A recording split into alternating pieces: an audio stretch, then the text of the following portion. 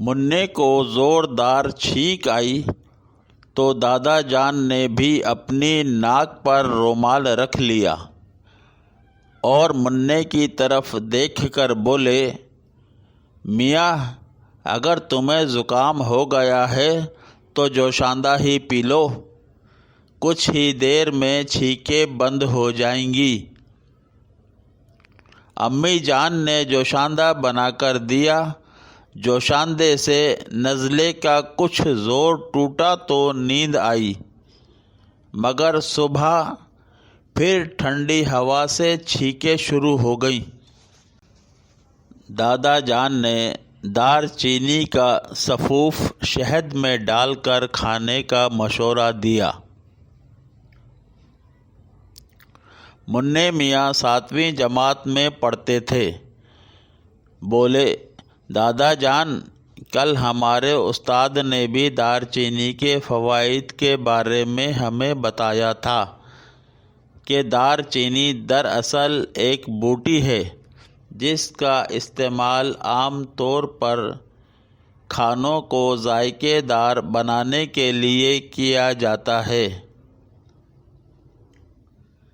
اس میں بہت سے مفید اجزاء اور وٹامنز پائے جاتے ہیں، جبکہ دار چینی میں موجود تیل نہایت کارآمد ہوتا ہے۔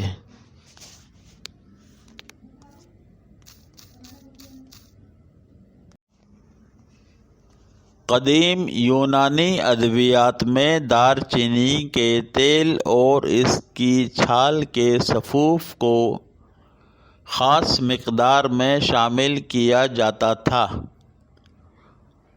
دار چینی کا سفوف خون کو صاف کرنے، ہڈیوں کے جوڑوں اور پٹھوں میں چھپے جراثیم کو زائل کرتی ہے۔ اس کا استعمال آنتوں کے افعال درست کرتا ہے۔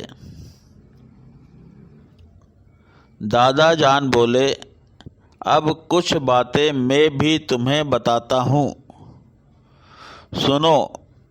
دار چینی کے استعمال سے اعصابی نظام مضبوط ہو جاتا ہے۔ رات کو سونے سے قبل دار چینی دودھ میں ڈال کر پینے سے بچوں کی بستر میں پیشاب کرنے کی عادت ختم ہو جاتی ہے۔ معدے کے السر، آنتوں کی سوزش، جگر کی کمزوری، سینے کی جلن، بھوک نہ لگنے جیسی شکایات کا تدارک ہو جاتا ہے۔ جن بچوں کو سردی لگ جائے تو 1 گرام ثابت دار چینی یا سفوف کو 1 پیالی پانی میں 5 منٹ جوش دیں، پھر اسے چھان کر استعمال کرائیں۔ اس سے نزلے زکام سے بچاؤ بھی ممکن ہوگا۔ دادا جان، آپ کو تو دار چینی کے بہت سے فوائد معلوم ہیں۔ دادا جان نے کہا، جب ہم تمہاری عمر کے تھے تو سردی کے دنوں میں بارش میں نہا لینے یا بد پرہیزی سے ہونے والی شدید کھانسی کے دوران ہماری نانی اماں دار چینی کا سفوف شہد میں ڈال کر چٹا دیا کرتی تھیں۔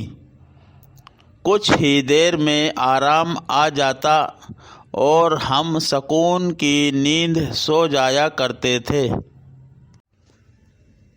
پرانے وقتوں میں مائیں اپنے بچوں کو رات کو سوتے وقت نیم گرم دودھ میں دار چینی کا سفوف ملا کر دیتی تھیں۔